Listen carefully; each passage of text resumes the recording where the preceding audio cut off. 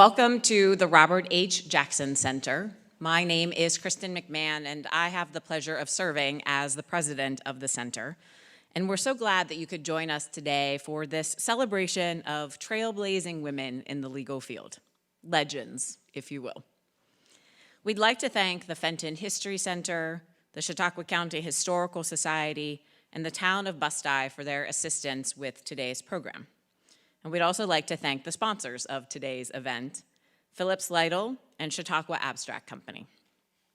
All of our programs are free and open to the public, and if you'd like to learn more about Robert H. Jackson, the work of the Jackson Center, and how to support our mission, please visit our website, roberthjackson.org, or contact us directly.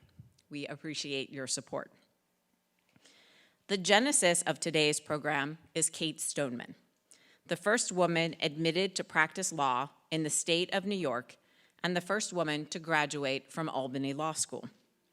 That's technically a designation that Robert H. Jackson did not achieve, even though he attended Albany Law School, because he was only 20 years old when he completed his studies, and you needed to be 21 to graduate from law school at the time. So his certificate of completion is in his stead. You'll learn more about Kate, a native of Busti, New York, in a few moments. And through today's program, we are contributing to the Town of Busti's bicentennial celebrations. I've not seen any writings of Jackson's that really pertain to the rights of women. And I've been told by those who study Jackson deeply, it's because it would not have occurred to him that anyone would dispute the qualifications and importance of women. So instead, I draw inspiration from a 1951 speech that Jackson gave honoring learned and Augustus Hand, because I think all of the legends we will speak of today will recognize something of themselves in the language. I think that their attitude to the law and to the judicial office has been much more important than any cases they have argued, matters they have decided, or any opinions they have written. They believed in the law, and that does not mean that they thought everything that happened to be law is right or enduring. They have not regarded it as a closed body of learning, but they believed in the law as the foundation of the whole structure of an ordered and free society.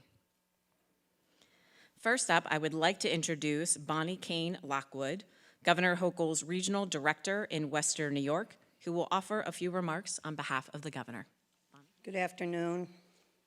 I'm delighted to be here in this place of history, this place of such significance to not only the country, but to the world. And it happened here in Chautauqua County, and so much more history that I'm going to learn about today. So I'm really excited to be here and to also be part of that learning process. Joining me today is Karen Mahoney, our Director of Operations for Western New York region with Governor Kathy Hochul. It is really an honor to represent the governor, our first female governor, in a room full of inspiring and successful women and men, past, present, and future. And just a little bit about me, I worked for Congressman Brian Higgins for 16 years, and so got to know Chautauqua County during the time that he was representing here. In fact, he had a debate with one of his opponents right here as well. I retired 2 years ago and came out of retirement recently just for the opportunity to serve this historic governor, because I too wanted to be part of history. While Greg Peterson encouraged me to say that I'm related to Belva Lockwood, I cannot tell a lie. I'm related to the Lockwoods from the Perry Projects in the city of Buffalo through marriage, but through the courts, my uncle was James B. Kane, who was a Supreme Court Justice in New York. And most closely to my heart as I stand here today is thinking of my mother, who was a legal secretary for Hodson Russ before she went into the court system, and she worked for Judge John Dillon and then Judge Theodore Kassler. My mother was a graduate of Bryan Stratton, so nobody knew shorthand like her. Nobody knew grammar or punctuation like she did. Before there were computers and delete and insert, my mother could type up a paper for all of us. that would always get us an A+, and she said she deserved it more than we did. She was so proud to be part of a legal system. She was so proud to be part of history and the judges and the attorneys and the district attorneys that she came to know and respect so much. Joe Daniels once told me, "She will always be Mrs. Kane. She will always be Mrs. Kane." My mother was part of that history as well. So in April, to come out and represent this governor as part of Western New York, my mother, I think of my mother today, would be so proud. It is a privilege to work for this administration. From Seneca Falls to today, New York has always led the way in the fight for women's rights and gender equality. As the first woman elected governor of the state of New York, she has been and continues to be and will remain a forceful advocate for women's equality.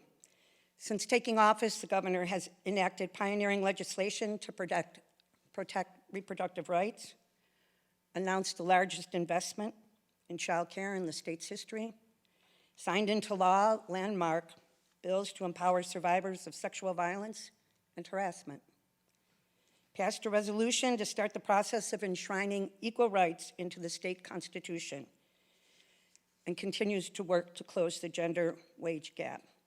There's no doubt in my mind that New York State will continue, as it always has, always will be, lead the nation in the fight for women's rights, a fight that clearly is not over. And I'm looking forward to hearing from the women here today about the milestones and challenges that they overcame in their careers, and then passing your messages, your stories along to the governor, who, like so many of you in this room, and whose legacy we honor, is the first, but will not be the only, and will not be the last. So on behalf of Governor Hochul, thank you for including us and inviting us to be part of the program. Thank you.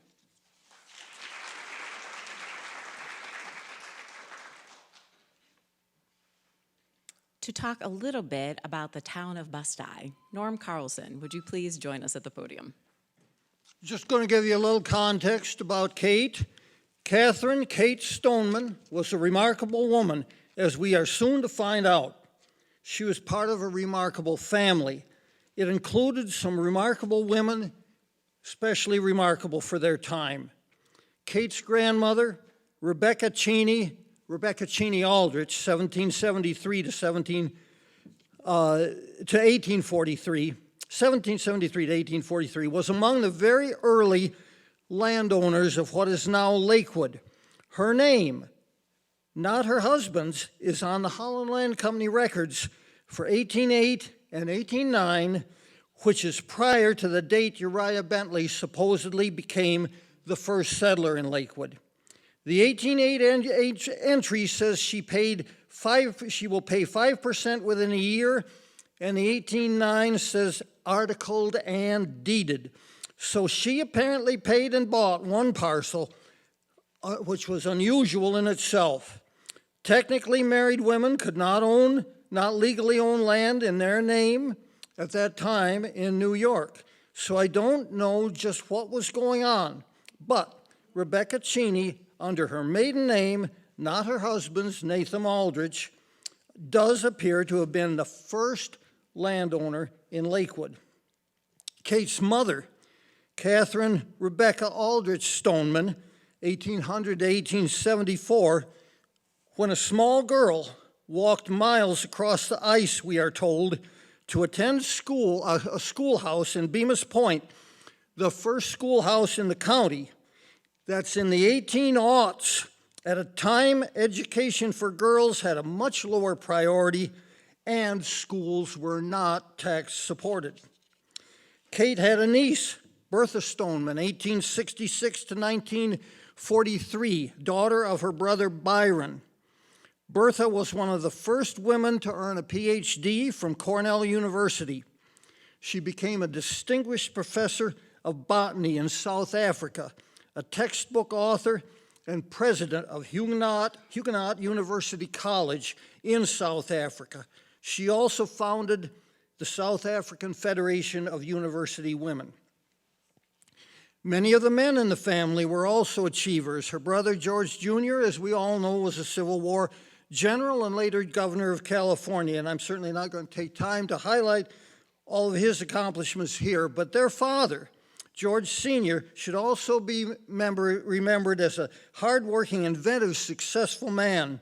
Among other things, he built a sawmill in Lakewood, and he constructed a unique catamaran and treadmill horse-powered freight and passenger boat that chugged its way up and down Chautauqua Lake to take the lawyers to court, up to the courthouse from Jamestown in 1849 when there was no steam power on the lake. Numerous other men and women in Kate's generation and the following generation achieved in fields of science, education, law, politics, and other endeavors. It was definitely an achieving family. Thank you, Norm. We also are fortunate to have a wonderful historian with us today who will share her research on Catherine Stoneman. Michelle Henry, please join me. Thank you, and I do want to start by thanking and acknowledging B. Dolores Thompson, the former historian for the city of Jamestown, who did a lot of really early research on Kate Stoneman, and we built upon that when we were trying to learn more about her. So thank you, Dolores. Very early in the women's rights movement, Susan B. Anthony helped organize a convention at the county courthouse in Mayville. This was the day after Christmas in 1854. According to Anthony's diary, the courthouse was filled with an intelligent and attentive audience. There seemed an earnest seeking after the new truth. She indicated that 9 towns within the county were represented at the convention despite the unfavorable weather. We don't have a complete record of who was in attendance at the convention or the other lectures that Susan B. Anthony held in the county, but one local girl, Catherine Stoneman, if not in attendance, undoubtedly read newspaper accounts of the convention and later became a leader in state suffrage activities. Catherine was born in Busti in April of 1841. She was the 7th of 8 children of George and Catherine Stoneman. She described her parents as liberal-minded and supportive of her ambition for education. Both of her parents had been school teachers, and as Norman mentioned, her father was a farmer by trade, but was entrepreneurial and earned the moniker Commodore Stoneman for the catamaran that he built to navigate the lakes. Growing up on a farm without access to many books, Kate found herself reading and rereading a musty law book in her family's possession, partly because it interested her and partly because there was very little else to read. As a teenager of 14, when Susan B. Anthony lectured in Chautauqua County, Kate certainly would have read the newspaper accounts of Anthony's arguments for women's equality in the courts, education, and politics. Kate's older siblings were well educated and well established in their profession by the time she finished her education at the local common school. In 1855, just after Susan B. Anthony's visit to the county, one of her older brothers, John Thompson Stoneman, was admitted to the bar in Albany. He moved to McGregor, Iowa, where he later was to serve on the Superior Court in Cedar Rapids. Norman mentioned George Stoneman Jr., who had entered West Point in 1842, the year after Kate was born. His roommate was Stonewall Jackson, and his other classmates later formed the highest ranks of the Union and Confederate armies during the Civil War, including George McClellan, George Pickett, and A.P. Hill. As chief of the Cavalry Corps, George's raids into North Carolina and Virginia inspired the song, "The Night They Drove Old Dixie Down." He retired to California, where he was elected governor. In 1864, Kate left Busti to attend the state normal school at Albany, which is now the University of Albany. To support herself, she worked as a copyist for Joel Tiffany, a court reporter for the Court of Appeals. Her earlier years spent reading the law book in her family's possession apparently made her proficient at her job, for which she was paid 10 cents a page. After graduating in 1866, she began a career in education, eventually returning to the normal school to teach penmanship, drawing, and geography. At the time, these were the only subjects women were eligible to study or teach, others being considered too rigorous for a woman's delicate constitution. Many proponents at that time believed that a university education, which was different than the normal school education, would so sap a woman's strength as to render her sterile. Women who rebelled against Victorian ideas of domesticity risked being declared insane and committed to an asylum. This was usually done at a husband or father's request, and a woman had no right to contest or appeal her commitment. The cornerstone of Victorian psychiatry claimed that male dominance was therapeutic. A commonly prescribed treatment for an unmarried woman showing signs of hysteria was to find a husband. While teaching at the normal school, Stoneman was named executrix of her great-aunt's estate, which renewed her interest in the law and legal research. With assistance from attorney Worthington W. Frothingham, I'm not going to repeat that, an old friend in the Stoneman family, Kate settled the estate and was encouraged by him to further her interest in law. He offered her unlimited access to his extensive personal law library. In a 1916 interview with the Albany Knickerbocker Press, Kate said, "All the time I taught school, but during the summer and at night and over the weekends, I read law." Kate was also heavily involved in the suffrage activities in Albany, working to highlight the legal disabilities of women and the unequal and unjust laws existing in the statute books. Suffragists argued that as long as they had no voice in the law, they had no guarantee that privileges granted by one body of men would not be taken by another. Only with the right of suffrage would women have all the privileges and liberties that justly belong to a Republican citizen. In 1880, while Kate was serving as the secretary of the Albany County Women's Suffrage Society, a bill providing for the participation of women in school elections was passed in the state legislature. Kate considered this a milestone in the suffrage movement, and she was the first woman in Albany to place her vote under the new law. Once the bill was passed, the Suffrage Society in Albany began in earnest what today would be called lobbying. Stoneman recalled, "In those days, it was the simplest thing to get inside the brass rail. We had the run of the two houses and were allowed to come and go as we pleased." Stoneman was described as a prime mover and the core and center of suffrage agitation in Albany. In 1883, Kate filed a certificate as a law student in the office of Walter D. Frothingham, who had a law practice with his father, Worthington. Kate's friends encouraged her independent study of the law and her decision to take the bar exam. Stoneman took the exam in 1885, passing both the written and oral components.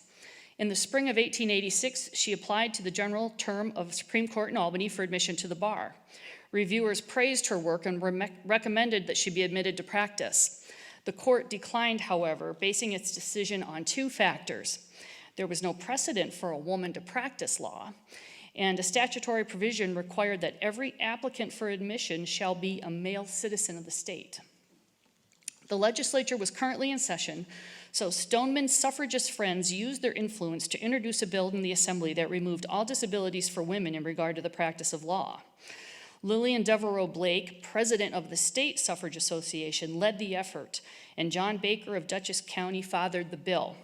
It passed the assembly but was rejected by the Senate and returned. It was reintroduced and the legislature passed the amendment on May 19, 1886.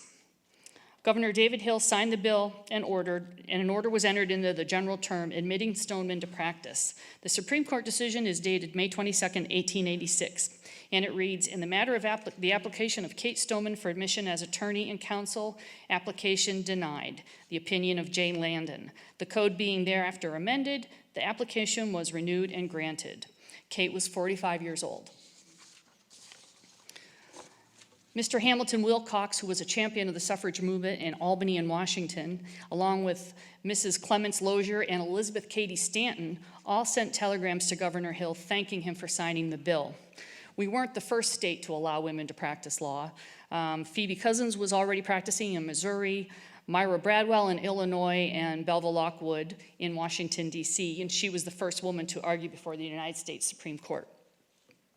News of Stoneman's admission to practice law was carried in newspapers across the country.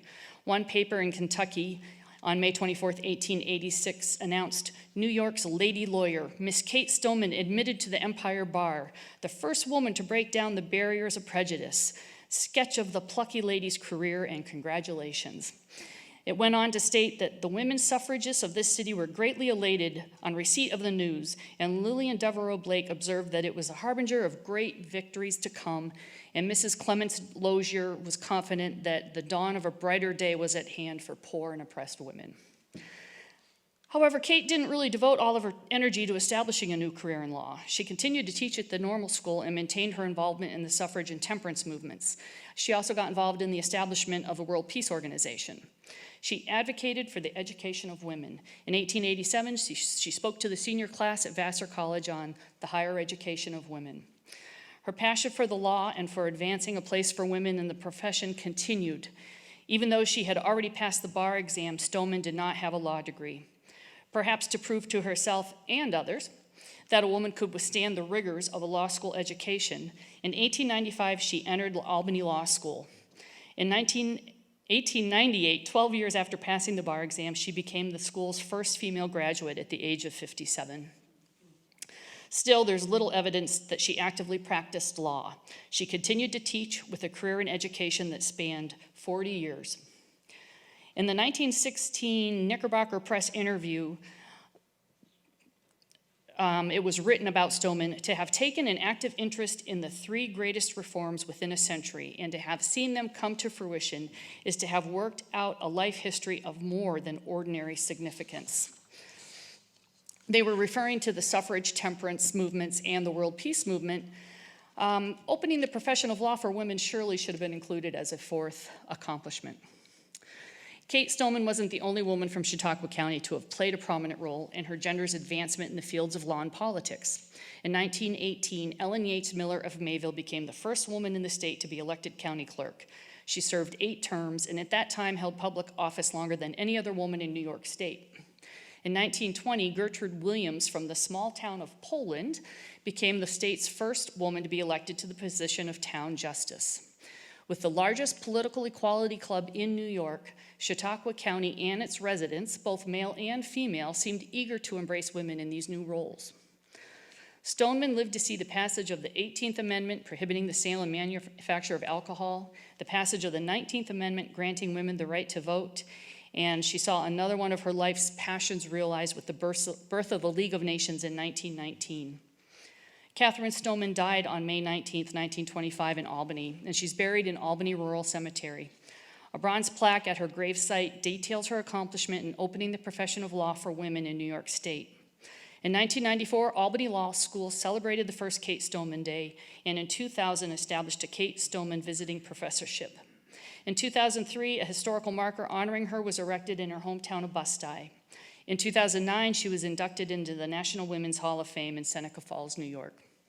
Kate's intelligence, her courage and tenacity, and what must have been just boundless energy paved the way for other women to enter fields of study and to pursue careers that were previously unavailable to them. She was a champion of human rights and of education and equality for all.